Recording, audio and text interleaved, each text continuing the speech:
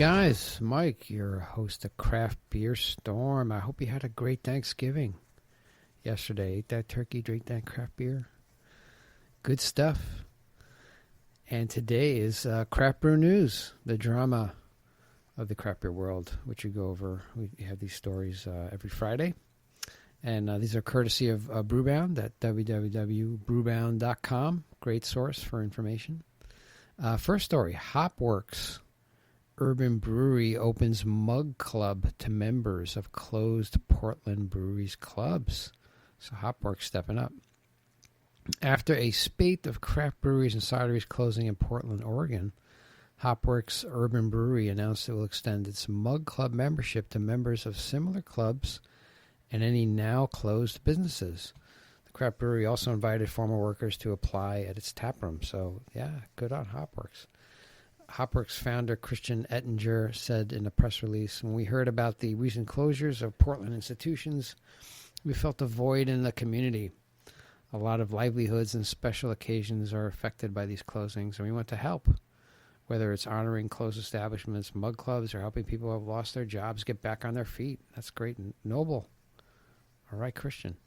Former employees of closed businesses are invited to apply for jobs at Hopworks locations in Portland and Vancouver, Washington. The offer is valid through December 31 and provides customers with 21-ounce pours for the cost of 16-ounce pours and 10% off merchandise and growler fills. In the past year, Portland has seen the following businesses close: Cider Riot, Coalition Brewing, Rock Bottom Brewery and Restaurant, Lompoc, Bridgeport and Burnside. Widmer Brothers and Portland Brewing and Alameda closed taproom locations, although their brands continue. It's a little bit larger. But it's sad they closed. And this is great for that Hopworks stepped up. All right, Hopworks. Next story. Asahi bets big on beer. Asahi Group Holdings has doubled down on acquisitions of breweries outside of its home market of Japan. The CEO, Akiyoshi Koji, told reporters that his goal is for Asahi to lead the premium beer segment in every market it's in, according to a report on Yahoo Finance. Koji helped propel his company to grow through a blockbuster $11 billion deal in July to acquire Melbourne, Australia's Carlton and United Breweries from Anheuser-Busch. Under Koji, Asahi has spent more than $20 billion making other acquisitions across the globe. That's a lot of cash being thrown around. These moves are antithetical compared to how other global breweries are facing beer's slowdown. Many, such as Constellation brands, are expanding into industries like cannabis and launching different beverage products like hard seltzers. So a lot of the bigger guys are getting bigger, throwing it around. But there's a lot of cash out there. Who's got my money? The third story. Minnesota remains the last state for 3.2 beer. What's going on, Minnesota? Minnesota remains the last state in the nation to limit beer sales at grocery and convenience stores to beer with an alcohol by weight ABW of 3.2% or lower, according to the Minneapolis Star Tribune. Earlier this month, Utah loosened its laws to permit sales of beer.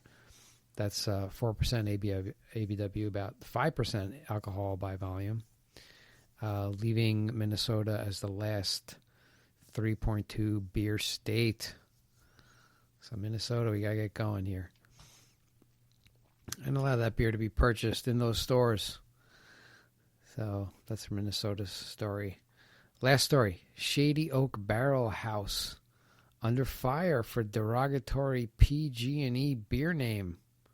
This blew up for Shady Oak Barrel House. Santa Rosa, California-based brewpub Shady Oak Barrel House was overwhelmed with negative online reviews and phone calls from consumers after it named the beer FPG&E. And F, the words rhymes with truck, okay? So you figure it out. So FPG&E. to disparage executives of Pacific Gas and Electric, the utility company, whose lines have allegedly sparked wildfires in California over the past several years.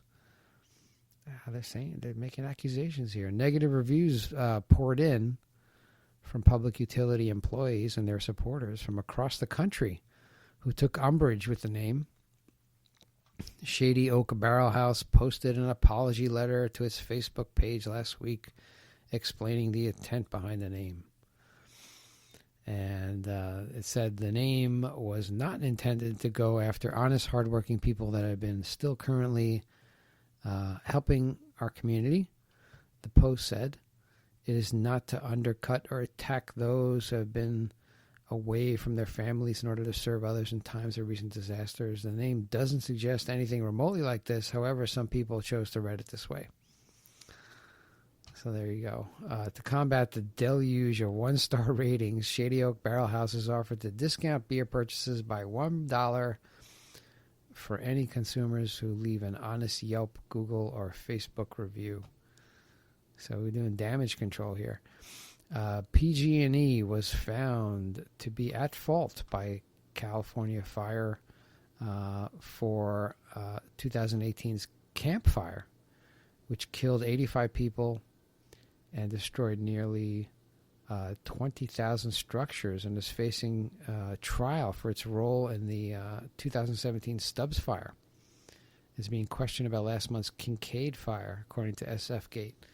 So, I don't know, PG&E is found at fault, and this brewery says FPG&E for a beer, and it's just a lot of chaos. So, hopefully it works out, and, Shady Oak Barrel House bounces back.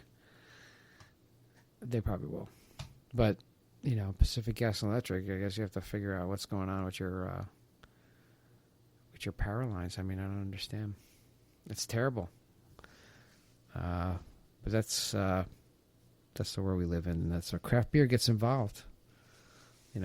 Craft beer gets involved in local issues and fires. And, Sierra Nevada did that great beer, helped their people in their area after that huge fire. I know Russian River had a couple fires near it. They had to evacuate the brewery a couple weeks ago. There's a lot of stuff going on in California. That's your craft brew news for this Friday. And if you like what we're doing, go on iTunes, give us a rating, give us a review.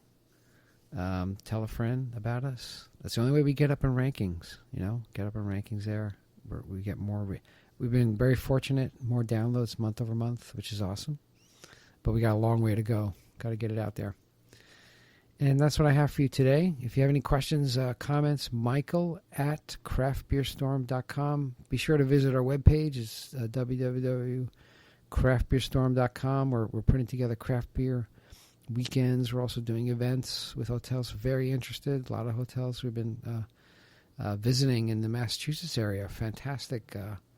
Man, they're really into it. They want to schedule events with dates and everything. So stay tuned for those. We'll get those up there.